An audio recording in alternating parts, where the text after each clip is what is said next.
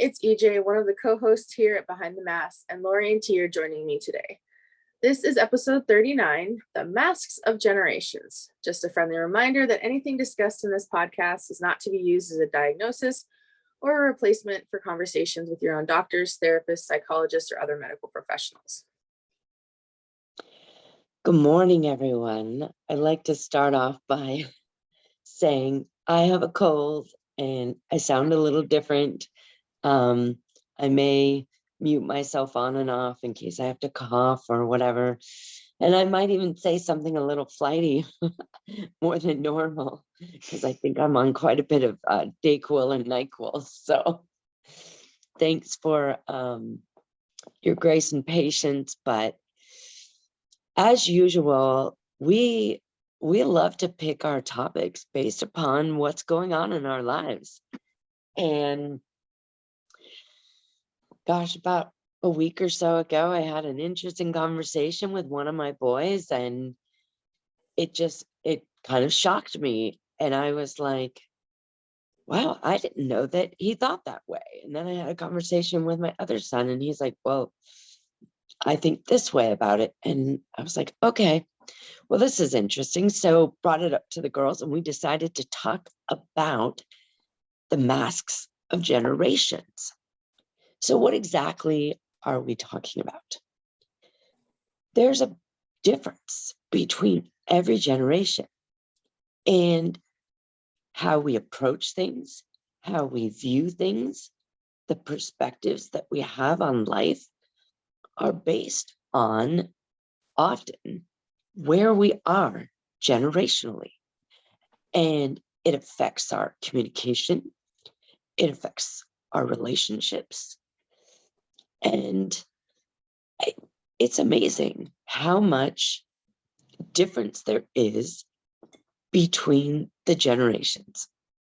I think we are, as an American society, a little egocentric driven. Everything is about me, right? So I feel like it's obvious that we would then view things differently. But I was surprised at how very different those views are. And how in this conversation with my son, we could view something and it was just completely different. And it kind of blew me out of the water. So I think that it would be really good right here if, EJ, you went ahead and identified the different names of the generations. Can you share that with us? Yeah, I can do that. So I went online and I just kind of looked because I always get confused with like the Gen X, the millennials, and the Gen Z because it's kind of a little gray area sometimes, and you never really know. So according to some research, I will share the link in the description for the podcast. So I'm going to start with the oldest generation that was listed, at least on this document. So the World War II generation are those people born in 1922 to 1927. So they're currently, if they're still alive, would be 96 to 101. My mom's mom was born in 1924, and my dad's parents were born kind of early 1920s, late 1900s, or like early 1900s. So they kind of fall into that category. Then there's the post-war generation, which were born between 1928 and 1945, meaning that they were growing up after World War II. So they currently are 78 to 95 years old. The boomer generation is often split into two categories, but I listed it just as one category. So those are the boomers are born from 1946 to 1964. Which is why they usually break it up, because it's almost 20-year age range there. So they are currently 59 to 77 years old. The Gen X are born from 1965 to 1980, who would be 43 years old to 58 years old. I fall into the millennial category because I was born in 1983 and the millennials are from 1981 to 1996, as both Lori's boys do as well. And my kids. And T's kids. And then the Gen Z are those that were born in 1997 to 2012. It's hard to believe there's children that were born, in the 2000s. So they would be 11 to 26. As somebody who grew up in a household where my mom and I can't take that back. My dad is actually falling into the post-war category, and my mom was in the early boomers. So he was 44 and she was 51 in the years.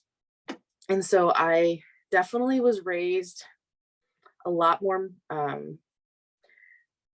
different than some of the other millennials that I was going to school with, because my parents were about 10 years older than most of theirs. And I, even growing up, that's like, it was always, my parents decided to wait and have children when they were a little older and not have children in their 20s. So, when I meet these friends that are my age and then their parents are like 10 years younger than mine, it's like my parents didn't get along with any of them, or they, there were a few that they got along with well, but it was often just I would go hang out with my friend, or my friend would come over and hang out with me, and there was no interaction with parents. And oftentimes, there's that kind of era where like, oh, the parents will also be friends, and then that makes the families closer and things like that. And that didn't happen a lot in my circle, except for like a handful of people. And also I was raised as an only child. And because I was kind of in that early millennial stage, I have a lot of Gen X tendencies, because I matured a lot quicker because I was raised by older people, and I was around a lot more adults at a younger age and dealing with more adult things at a younger age. So I was dealing with, drama and family stuff a lot sooner than some kids do. Yeah. So those are just a few things I noticed. And I also like to think about it too, is it's crazy because there's a lot of people still living that are in the post-war era. And our age of living is extended, like because of, medical practices and discoveries that we've had. There's a lot more people living longer, which is impacting so many things.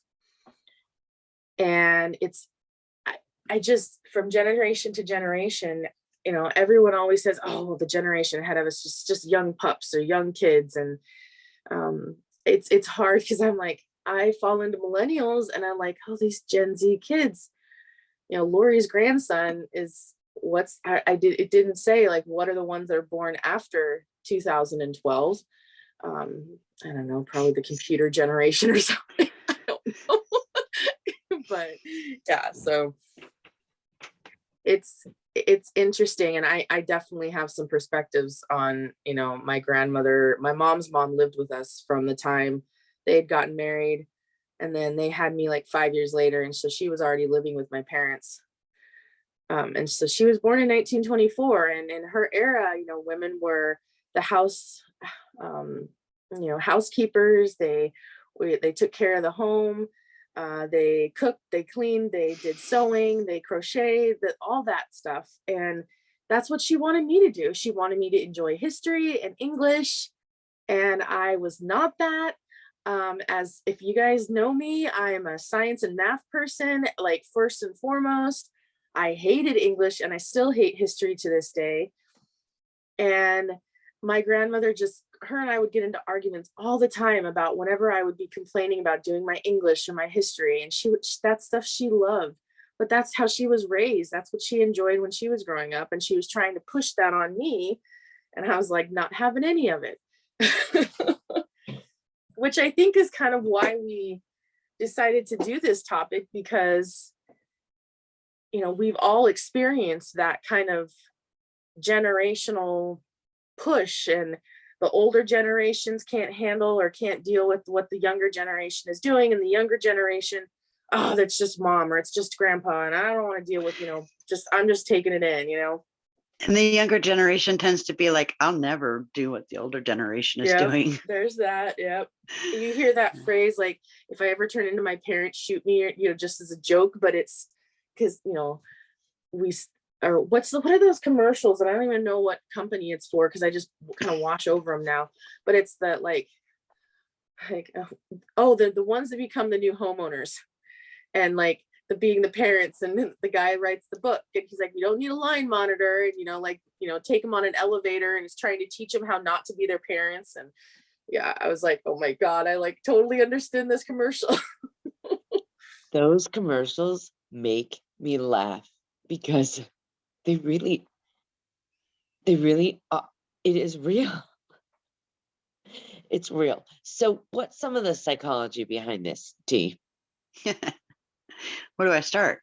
Yeah. I think you have two factors in each generation. First is what EJ was describing as the family, um, the family aspect, what you're exposed to within your family generationally. But then you have what society or what the world is telling you about your generation and where you should be at and what you should be doing. And sometimes it catches up, sometimes it gets ahead, sometimes it falls behind on what's actually happening. Right. So and then there's the transitions. What is our role within our generation, Right. and where we're at in our generation. So when I was younger, what was expected of me versus where I'm at now, what's expected of me. And sometimes there's that adjustment piece to it as well. But I think the funniest thing to me is, that old depiction of the older generation of get off my lawn. And, and now I'm there, like, get off my lawn, seriously. And I'm like, when did that happen?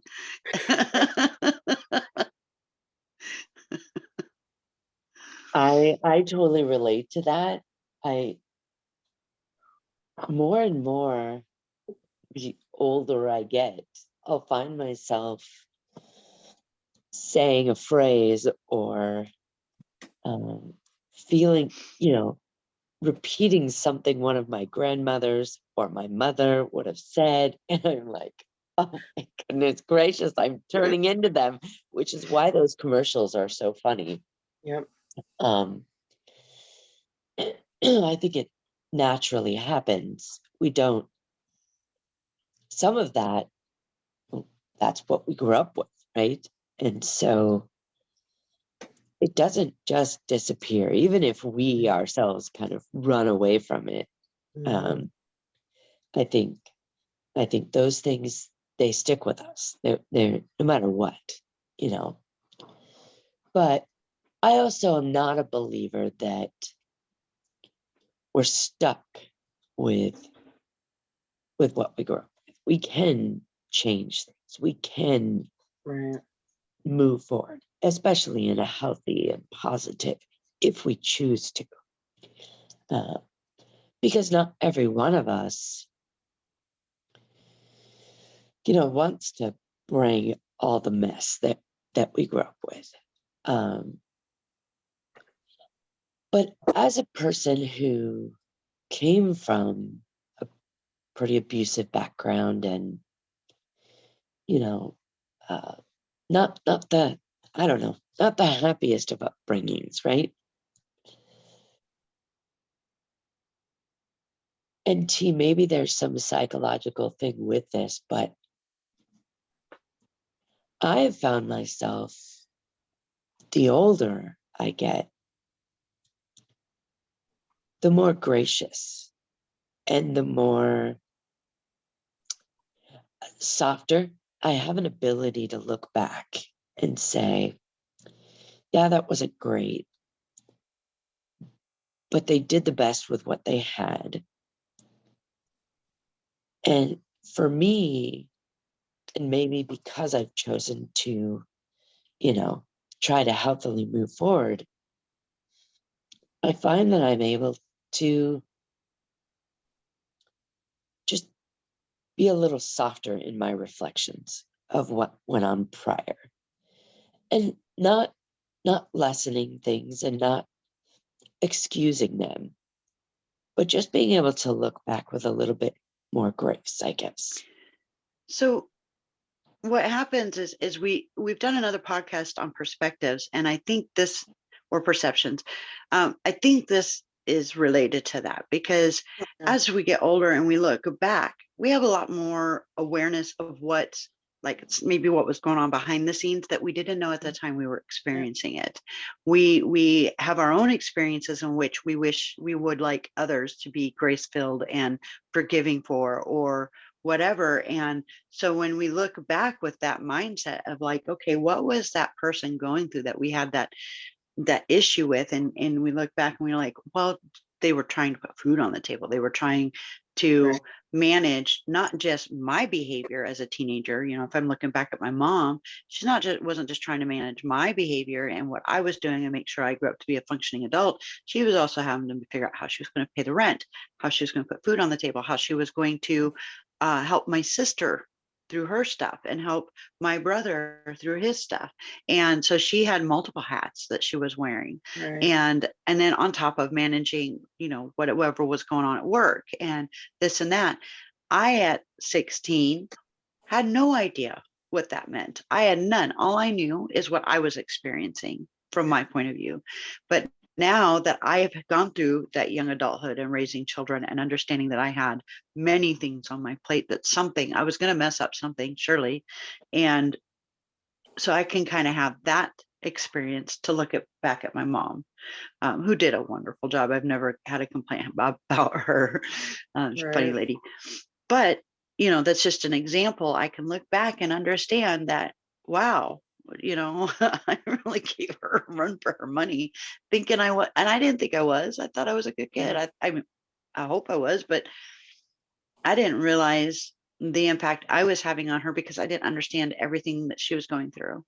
But she had gotten to that place through experience and kept getting the experience, etc. So she would try to impart a lot of wisdom on me, and I didn't want to hear it because, well, I could do it different, and or I could do the same thing that she had failed at, because that's how I put it to her.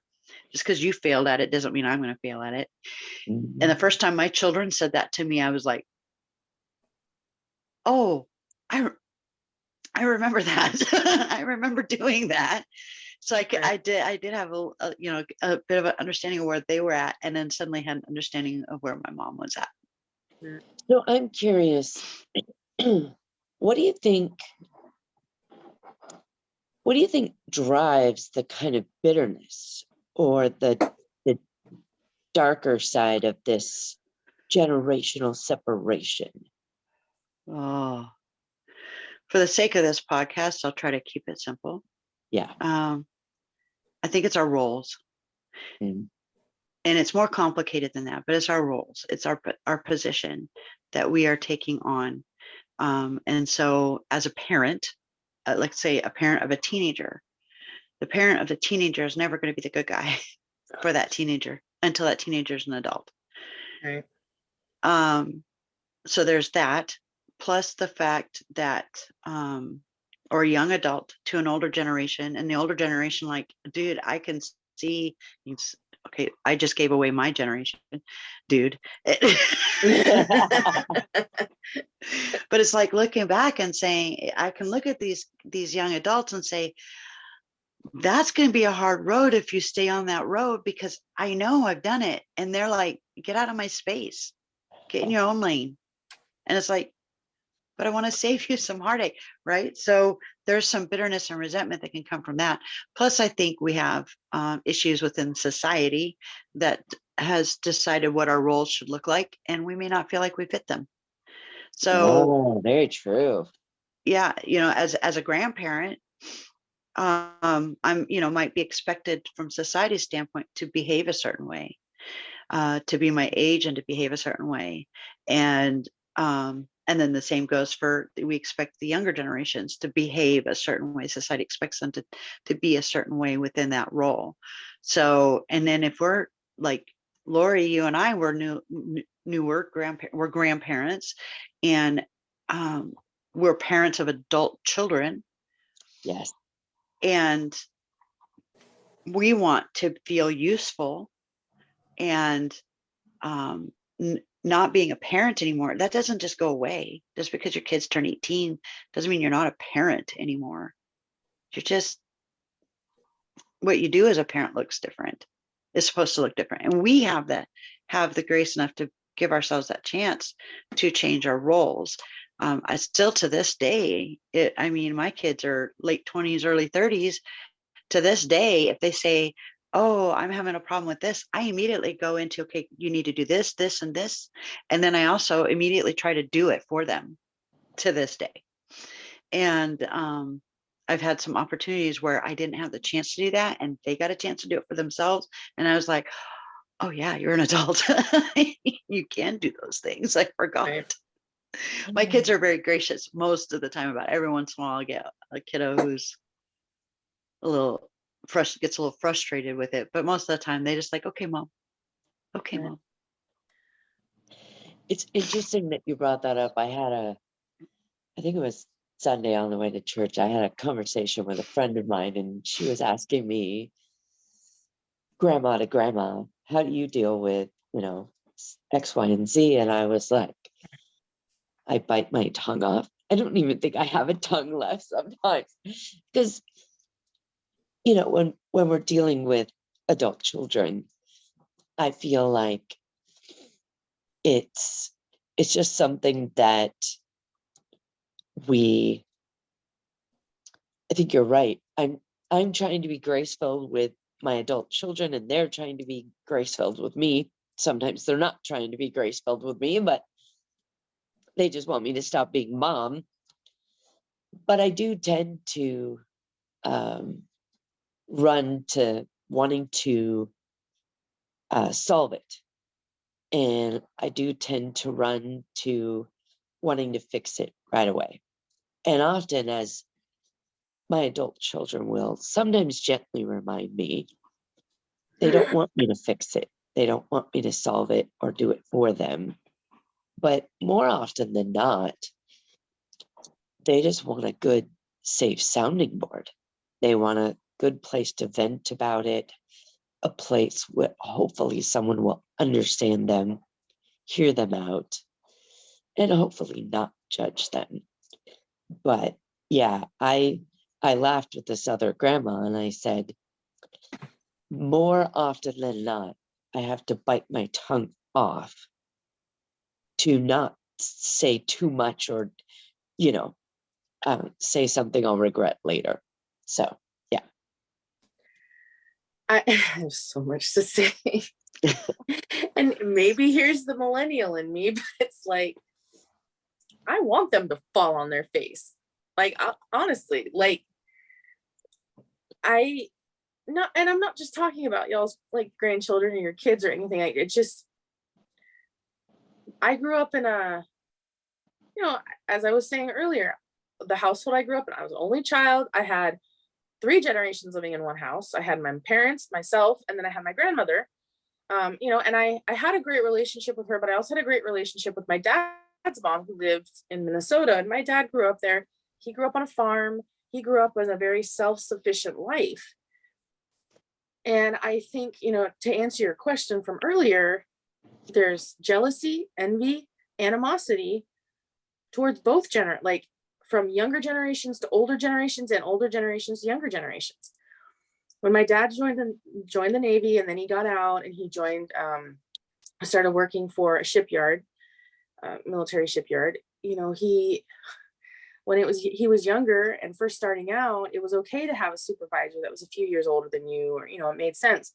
But then when he continued in that job for years because he didn't want to be in management, he was starting to have 25-year-old guys getting out of the Navy and coming and becoming his boss. And he never made that easy for them. Like, my dad, he's like, oh, these little effed up little sailor boys. And I think in deep down, it was an animosity that, I don't want that job, but I sure as hell don't want to have a 25-year-old boss.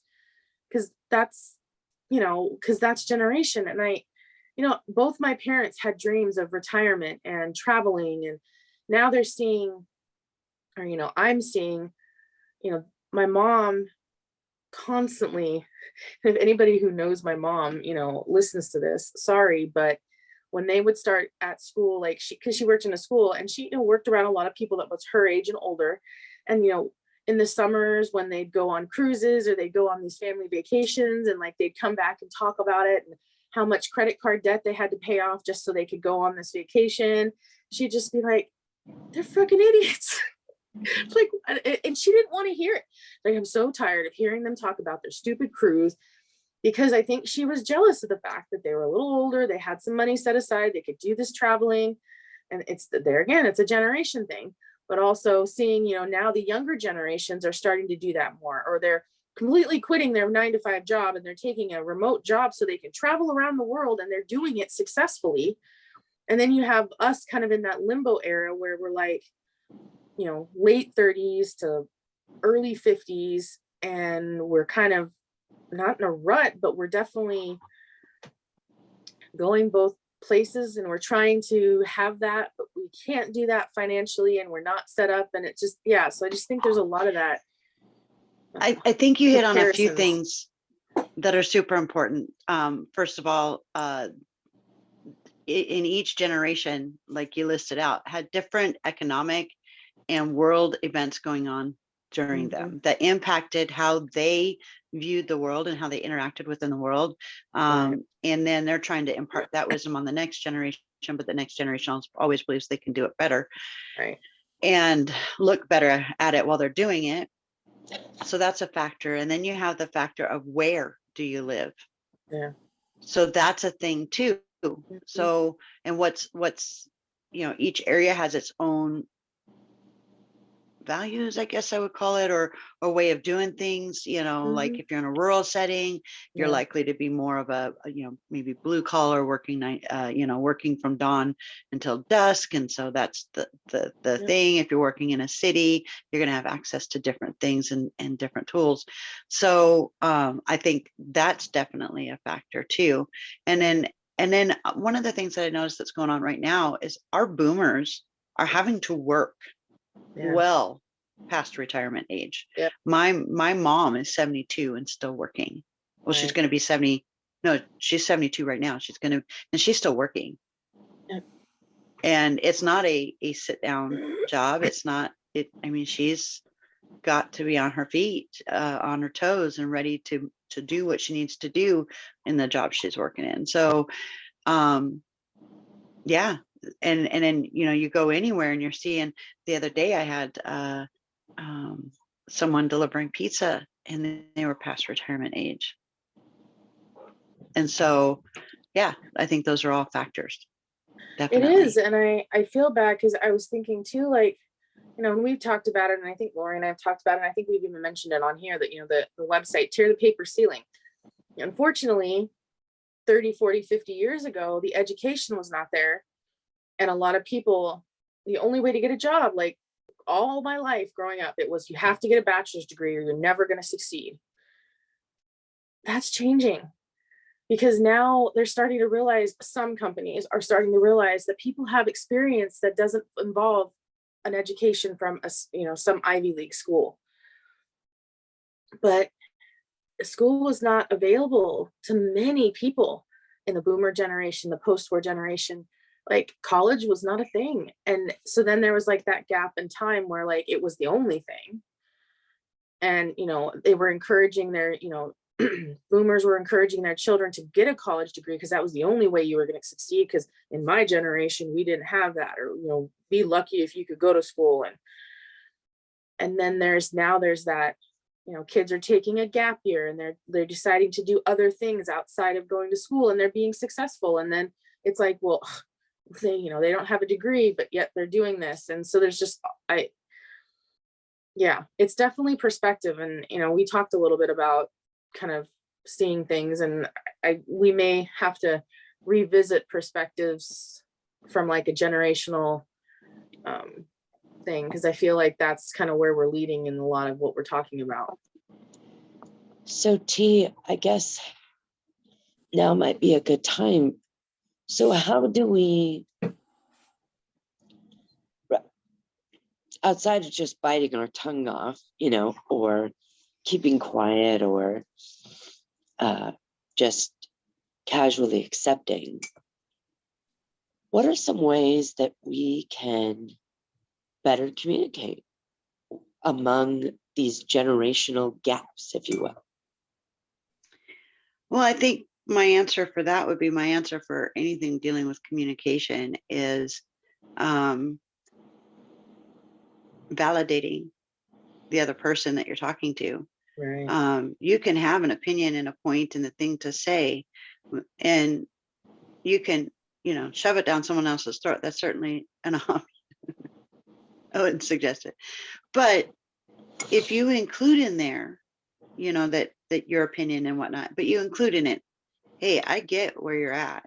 And I wouldn't do that. I've been there, done that necessarily, because then they start hearing, oh yeah, that's right, you didn't have shoes and walked uphill both ways in the snowstorm.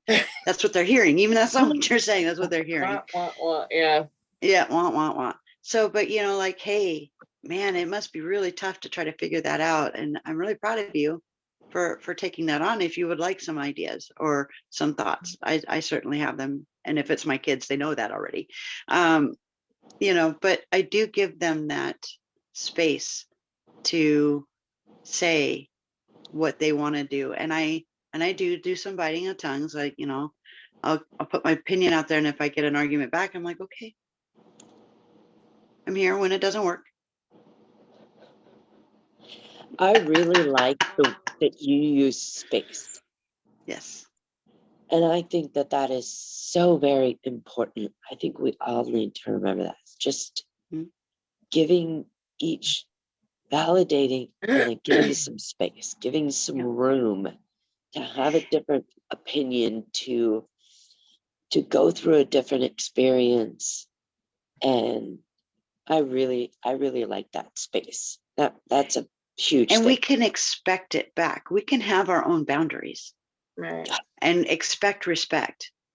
Yeah.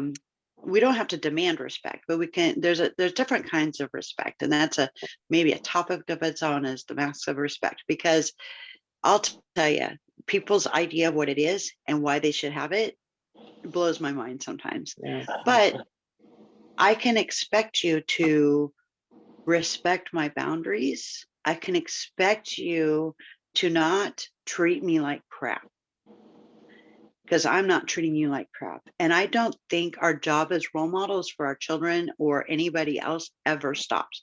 So we have to be what we want to see. Amen. We have to, if we want them to give us grace, we have to give them grace. Yes. And we can say that out loud. Like if we give them grace and they're coming back and it's not very graceful, we can be like, hey, now I'm not treating you like that. You don't treat me like that. Right. Yes. And I kind of said it flippantly, and then I went into something else. But I was like, I want them to fall on their face, and I feel, because I've experienced that so many times with friends in my community, as well as people older than me and younger than me. And I can tell you until I'm blue in the face what's going to work and what's not going to work. But until you fall on your face because you decide to do it your way anyway, then come at me. Don't be surprised if I say something along the lines of "I told you so."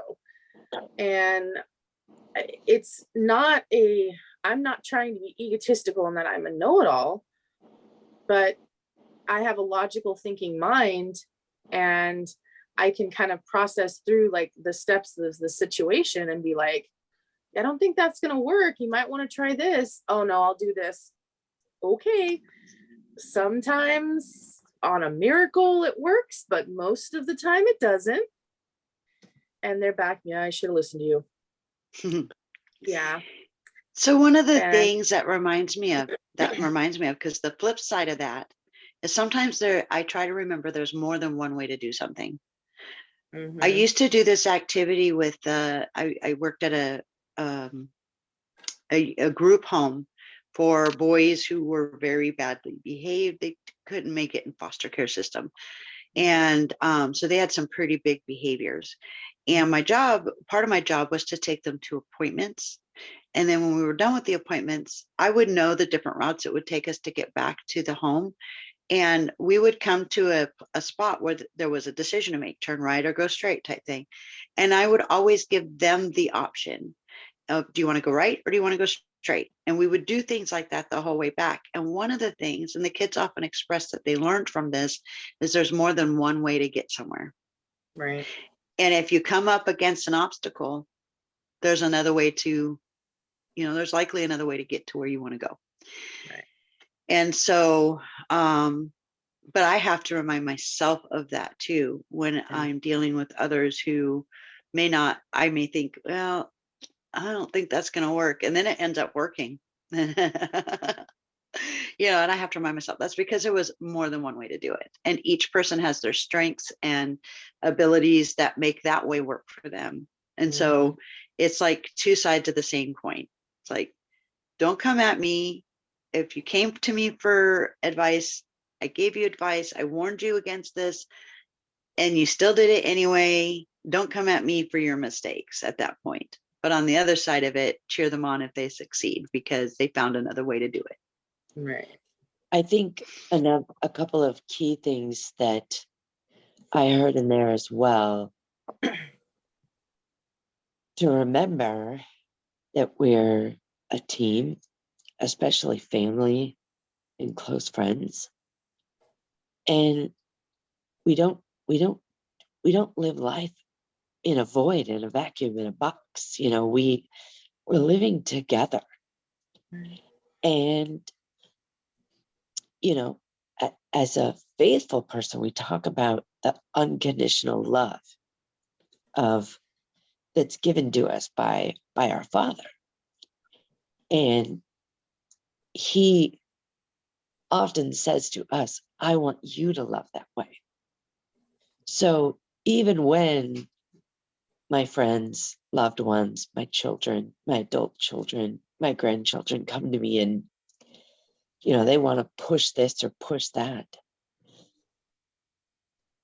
the best thing that I can do for them, no matter what generation they are, and no matter what generation I am, is to meet them where they're at and to love them unconditionally, no matter what they choose to do, no matter how they choose to react or not Right. react, or, pursue whatever it is that they're doing. Right.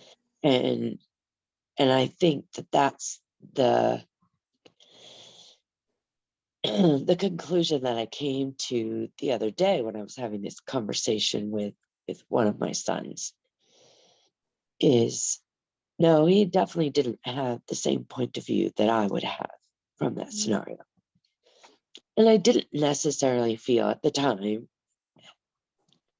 not intentionally, because I know my boys love me, but he definitely didn't have the softest approach. And we weren't going to walk away from that scenario seeing eye to eye. But what I came away after our conversations and after our research and after what we've done is that that's okay. And that if I love him unconditionally, I want him to be able to speak out. I want him to be able to share his feelings and his thoughts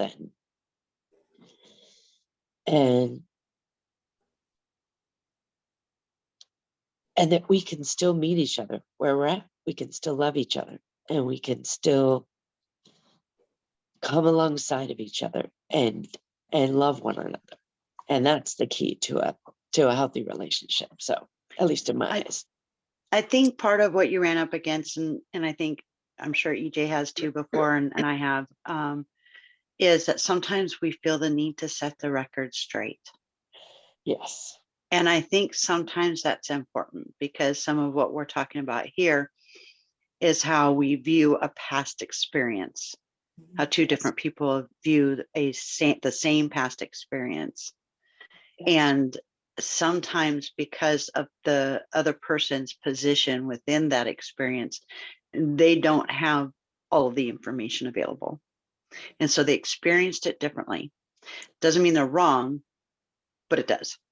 because they don't have all of the facts. They don't have all of the information. And so sometimes we feel the need to set the record straight, and we have to make a decision in that moment. Do we set the record straight on this one? You know, and it's okay if we set the record straight. We're not telling that other person that they're wrong. We're not telling them that they, their whole experience was a lie. They just didn't have a complete experience within that situation. And so sometimes, for their sake and your own, you deserve it too, it is okay to set the record straight. I like that. Thanks for that. Yeah. Well, I feel like this kind of is a good spot where we can kind of talk a little bit about, I guess, the positives and how can we view or other generations, like, and I think, in our notes we have, what is the purpose, where those disconnects happen, how can we, I don't know, still find support, value in other generations. I guess throw that out there as the question. Okay. Well, what kind of comes to mind for me is a business, right? If you look at a business, there's different roles. There's usually a CEO or a director, right? And then there's usually an assistant. And then there's the middle management. And then there's the people who come in and start at the ground level and are working their way up. If you talk to each of them, they'll tell you how nobody else is doing their job right. Even their fellow same level workers, they're not doing their jobs right. But they're coming at it from not knowing what that other person's job is. And that goes from top to bottom, bottom to top. It doesn't matter. It's almost hands down all the time that way, to some degree or other. Some aren't so bad, but like certainly the agency I work for, I don't feel that disconnect, but it does show up sometimes. So when I look at it from that point of view, it's kind of like, okay, well, maybe some education of what the other job roles look like, like when I used to work fast food, it was always night shift against morning shift. Night shift never did enough at the end of the night. And then as far as the morning shift was concerned, and then night shift was like, well, you don't know what it's like to be me. You don't know what it's like to do this job, closing things down and dealing with rushes, right? So there was always that. So oftentimes what would happen is when it became too much, some of the bosses would like, okay, well, you're going to switch. You are now night shift and you are now morning shift. So you can experience what that's like. Now, we can't do that with our intergenerationals, but maybe we can keep that in mind when we have those thoughts and those opinions about what the other generations are doing. Their job and their roles are different than ours. So they're going to come at it from a different point of view. And to just have some grace for that. And as an older generation, for me, it's trying to remember what it was like to be that younger generation.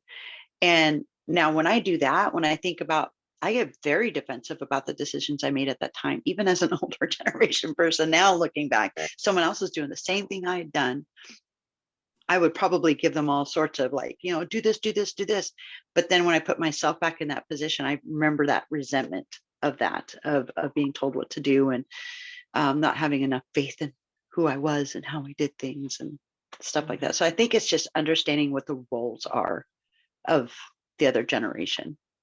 Yeah, I kind of, I'm grateful for learning from both my grandparents, and because I didn't know my grandfathers because they passed away prior to my birth, but both my grandmothers, their generations, learning from them, and my parents too. I'm grateful that I had that opportunity to see how they, and how they were raised, how they lived, and then kind of now reflecting, now that both my parents have passed away, of just, what I learned, what I'm bringing into my adult life, but also what I'm realizing wasn't maybe I don't know, I don't want to say that it was wrong, because it wasn't, because it got them through. But it's habits that they had that I've grown to have, that I'm trying to break. Or, I was just thinking recently, my parents, growing up, having a vehicle was a status symbol, and not in a like gloating type way, but if you had a vehicle, you were well off. And so there was no in our household of getting rid of a vehicle. The more vehicles you had, the better off you were, and so my dad kept my first car that I ever had, for years. And it was like pulling teeth to let him let it go. And he always talked, I'm never going to lease a car, and that's just a waste of money. And renting a house, renting an apartment is just a waste, and just all this stuff. And I'm like, yeah, but I'm trying not to have the attachments of certain things. And so like I'm talking like Gloria and I've been talking like, do I decide to like upgrade my car and lease a car? Because then I've, got a more safer vehicle, because it's, the maintenance can be taken care of and things like that. Or do I try to get a newer car and finance it and basically spend the next 6 years having a car, and then when it's done and I pay it off, is it, what am I going to do with it? Especially when it starts nickel and diming me to death. And so it just, the perspectives my parents had. And now I'm having to kind of reflect. I'm like, okay, well, what do I want out of this life? Do I want to hang on to these material things? Or am I wanting to, take it a different route, So what you're describing is there's a difference in generations on what was available. Yeah. And what could be done. Right. During your parents' generation, buying and purchasing a home looked a lot different than it does now. Right. How success was defined is different than now. So you were talking about how the vehicles were a status symbol. It was a symbol of success. It was a symbol of I'm working hard, I'm earning my way. And now cars aren't like that. Cars aren't built the same way they were then, number one. They are built for throwaway, unfortunately. Wish they weren't. But so much right now, the way everything sits is throwaway. Purchasing a home does not mean the same thing it used to, and is a lot harder to do. It's a lot harder to purchase a home than it used to be.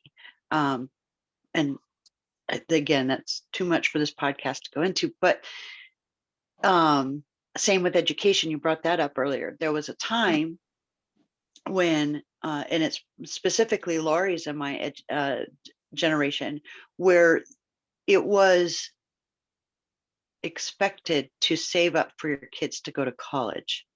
Like that, so many people in our age group, like they worked 2 jobs, they did all these things so their kids could go to college, because that was the only way to succeed. Now by the time our kids got old enough to go to college, we're looking at a different world. Right. So those are huge factors in how this all plays out. When our grandparents went through the Depression, they had food shortages and there was no security there was, so they're more likely to don't waste it, don't throw it away, don't sell it, you might need it, and stuff. So definitely a lot of those things play into it. Right. For sure. I think you hit upon an idea earlier, and I think we should come back to it at some point. One of the most positive things we can do is learn to respect, learn to honor, learn I like to, that word. Like I said, the older I get, the more perspectives that I have, the more life experiences under my belt, so to speak, I find myself able to more gracefully and with honor and with respect look back on a situation with a fuller picture and say, might not have been the way I would have chose to do it, but I can see why they chose to do it that way. Right. Or I remember when I made the same choice Or and fell on my face. right. I remember falling on my face in the exact same way. So there we, yes. And that camaraderie that comes with that. So, life is about balance. And sometimes it works and we're able to take somebody else's experience and learn from it and not have to go through the hardships. And other times we're not. The best way for us to learn it is to fall on our face, if you will, or to fail, and then pick ourselves back up and move forward with it. And that's where I think the respect and honor come into play and just, I don't know about you ladies, but often as I'm going through these things, I will pray, I will be mindful. I ask God to give me discernment in this situation. Okay, God, where am I going next? What am I doing here? And sometimes he'll put somebody in my life to reveal something to me.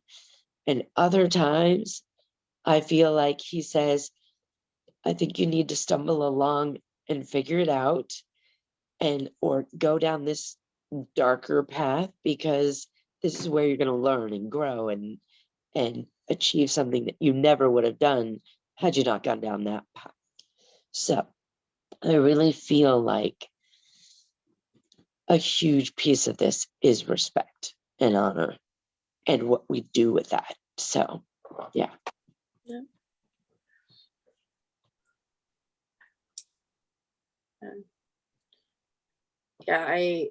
We definitely have a lot of things that we need to come back to, because I know we can't cover it all in one episode. And in things we've talked about, we kind of touched on it, but I know there's even experiences of kind of taking the perspectives of the older generation or the younger generation and where they came from and where they are now or vice versa, like where they were. Did they grow up in, like my dad, did he grew up in a Minnesota farm, and then he moved to a larger city, after he got out of the military, and that's where he stayed. But he still had a lot of that farm boy mentality. Or were you raised in the city and then you moved to a more rural environment? And the whys of that, was it because of finances? Was it job related? So there's definitely a lot of those things that we can talk about kind of in future episodes. But yeah, I think this was a really good conversation and a lot more to talk about. And I've got notes here of some different future episode ideas. So Thanks again, ladies. yeah. So just a friendly reminder that anything discussed in this podcast is not to be used as a diagnosis or a replacement for conversations with your own doctors, therapists, psychologists, or medical professionals.